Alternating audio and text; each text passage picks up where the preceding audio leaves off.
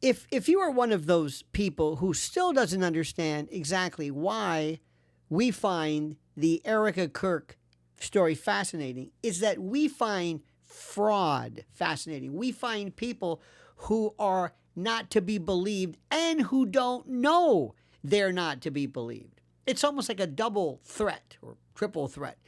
They're frauds. They don't know they're frauds, and they don't know that you know they're frauds. They are laboring under this delusion of I don't know what you want to call it, self-importance, self-aggrandizement. And in the wake of Charlie's dispatch, remember we got to use this YouTube term for, because God forbid we use English in any event. And by the way, isn't that funny how some people have to worry about words and others don't?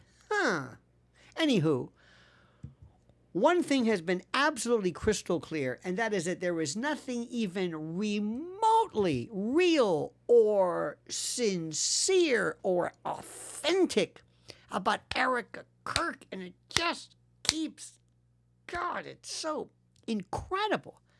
Not one tear, not one moment of genuine grief in front of the cameras. I don't know what she does in real life. I'm sure she's had moments. Of course she has.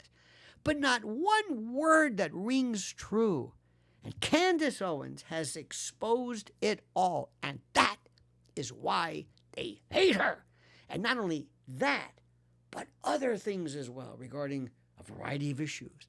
The calculated fraud, the cold manipulation, and the complete absence of any authentic, I keep saying that, human emotion that we can detect and recognize as such from the woman now who all of a sudden is steering TPUSA, or what remains of it. This isn't speculation, by the way. This isn't just some joke. This is the incredibly indictable, damning portrait that we've seen that emerges when you line up the facts and donor testimony and what may in fact very well be AI evidence. What isn't AI evident? What isn't AI today? What isn't? This is where we live. We don't believe anything. It's also killed Canva, Photoshop. Who needs that? Who needs technicians? If you're barely able to speak English, you can create anything. And Erika's own contradictory words themselves speak volumes. And Candace, God bless her, she didn't just raise questions, she detonated the entire facade. She brought down the building. It's like a controlled demolition. Sound familiar? And right after Charlie was eliminated, ablated from reality, Erika wasted no time positioning herself as the grieving widow, chosen somehow by manifest destiny, some hand of, the invisible hand, to use Adam Smith or whatever it is. But the centerpiece of all this, they're still talking, and they just want you to forget about it. This audio clip of Charlie, remember at the Aspen donor meeting, they still haven't talked about that. By the way, if you think AI video is easy, AI audio is even easier. Oh, that takes nothing. I mean nothing.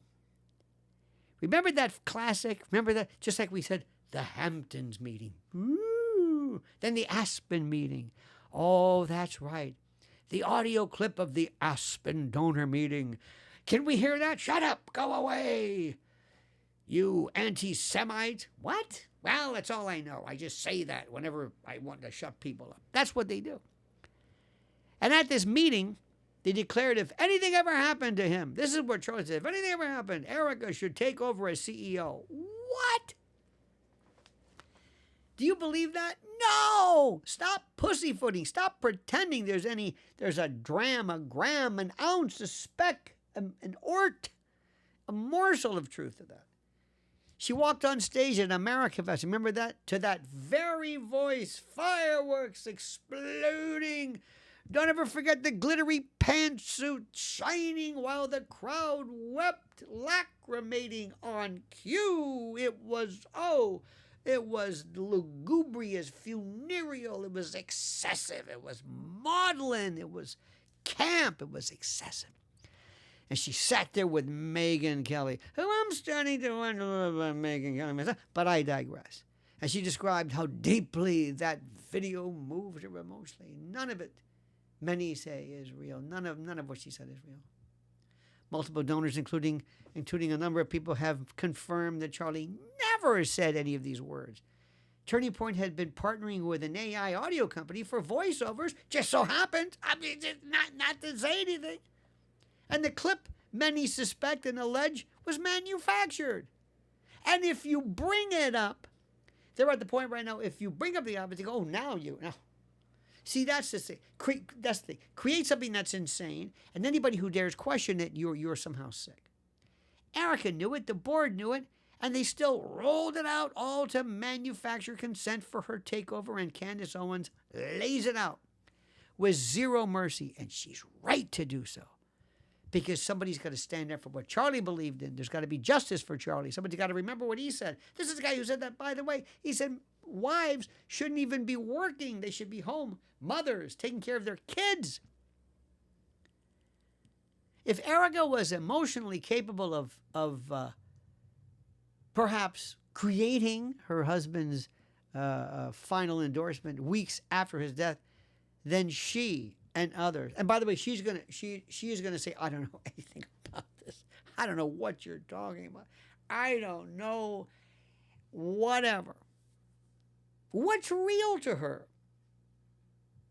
If anybody did that, that would mean ipso facto they are void of any human decency. But is there anything about her that is as authentic, that's real, that's genuine?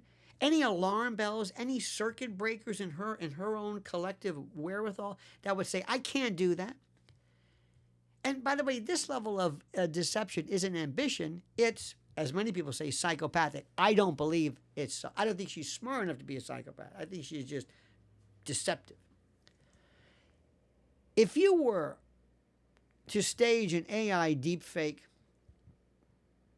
if you sold the story on national TV, if you then strutted out and paraded out to synthetic applause while knowing the entire moment was engineered, if that's so, that is not a spouse or widow honoring her husband. That is a ruthless operator seizing power by any means necessary. And yet, what believe it or not, keeps her from that label is the fact that she doesn't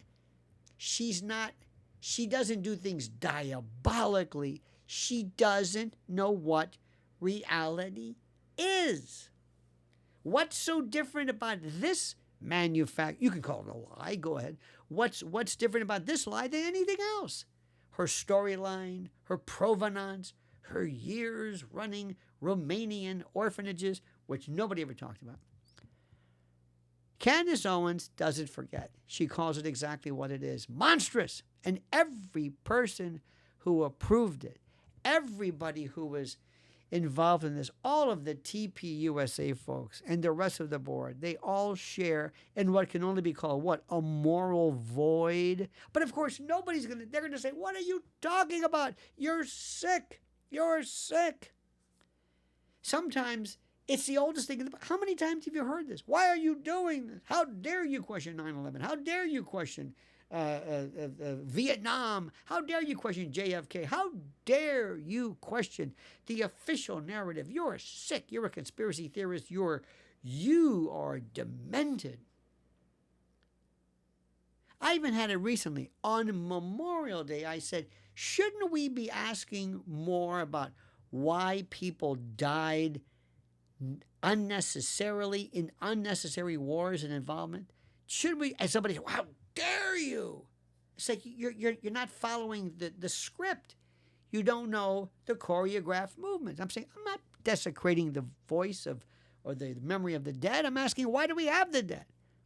See, these aren't people you want anywhere near a movement built on truth and principle. Think about what this reveals. A normal person, freshly widowed, would be broken. I mean, a shell. Instead, Erika orchestrates theater every time she speaks, everywhere she goes. Even the day she did that weird sniper hat, remember that, the black thing? She didn't need to do that. She could have stepped forward honestly and said she wanted to continue Charlie's legacy while raising their children. Plenty of supporters would have understood. But honesty isn't the goal. Control was. And the alleged AI stunt, fireworks, Nicki Minaj, spectacle, all this stuff, all of it was manufactured to create an emotional tidal wave that swept away any questions about her sudden ascension. You see, Candace exposed this, exposed what is fraud. And once you see it, you can't unsee it. There is zero sincerity in any of it. And the deception runs even deeper with the book. Remember this? Stop in the name of God. This project about the centerpiece of Erika's victory tour, 2 months after Charlie's removal, in her Megyn Kelly interview, she held up like a sacred relic, claiming Charlie finished it in June or July, and said she had read the full manuscript and painted this beautiful picture of how honoring the Sabbath transformed him into his ultimate rest in heaven. Or it sounded spiritual. It sounded sincere. It was neither. Because on August the 6th of 2025, just a month before he was removed from existence, Charlie himself told Megyn Kelly in present tense, "I am learning biblical Hebrew and writing a book on the Shabbat." He was still in the process. Not finished, not polished, not ready. Erika's timeline even collapses under that single statement. And Megyn smelled the lie in real time, pressing her with careful questions that exposed the bluff. And it's incredible. And Candace caught it too. And the book, the journals, the entire emotional narrative Erika built her CEO brand on, none of it adds up. It was another piece of attempted, carefully scripted theater designed to humanize her and legitimize what appears to most people to be a power grab. And nothing real, nothing sincere. Candace Owens has done what so many in conservative circles have refused to do. I don't know why.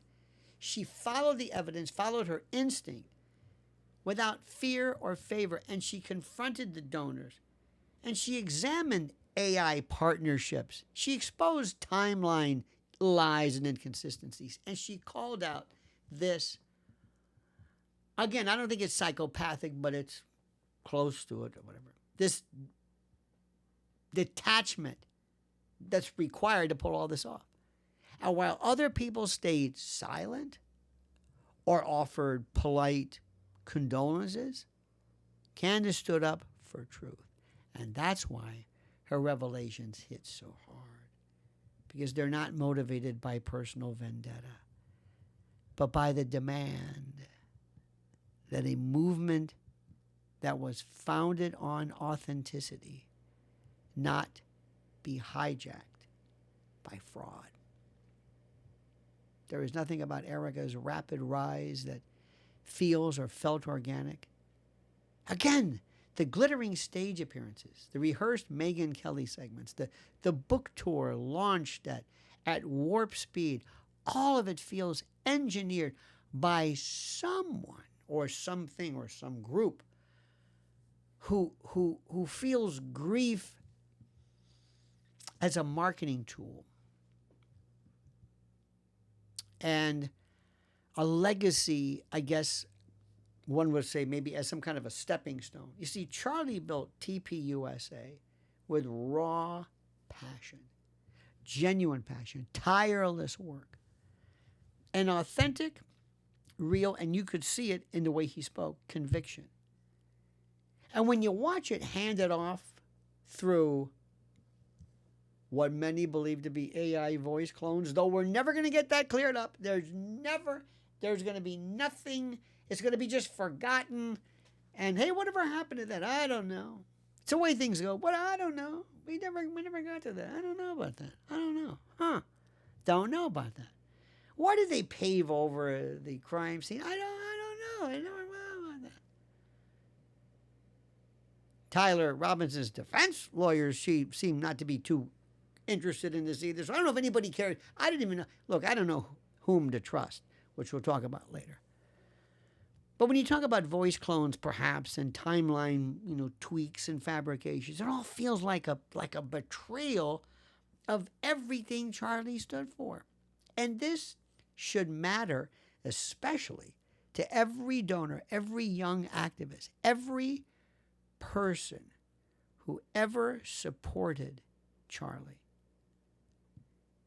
If the AI clip or the clip or whatever it was not real or fake, if the book narrative was manipulated, if the entire emotional story was created and scripted and manufactured and choreographed, then the current leadership rests on a foundation of deception, and you and I know they couldn't care less about this. They got to keep this money train going.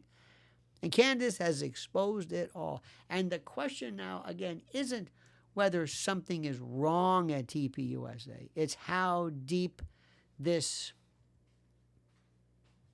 contamination, this fake, this rot, this cotton candy foundation, how deep it goes. And whether, by the way, whether anybody has integrity to demand full transparency. Because remember, release the raw donor meeting audio, which is important. A forensic analysis of the AI clip and complete manuscript timeline, unedited communications. Do it, because at the end of the day, movements built on lies don't survive. Put it this way, if you don't want this to collapse, then you've got to at least pretend that you care, that you want to maintain the legacy.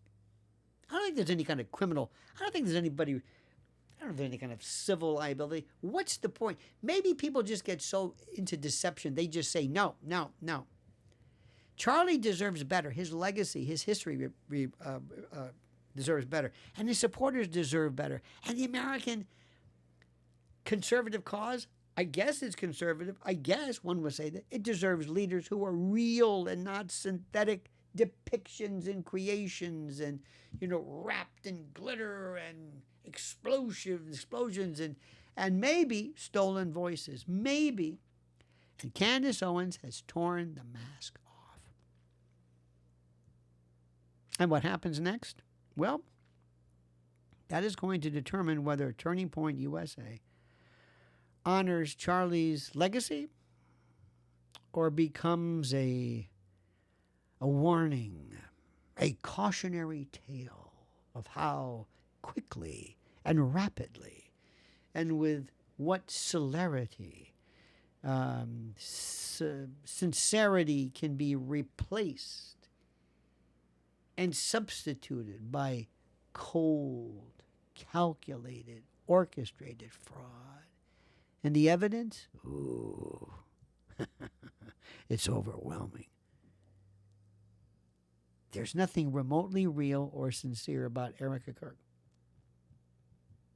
And Candace exposed every bit of it. And they're doing nothing to create anything to fix this. They're doing nothing to fix this. They don't care.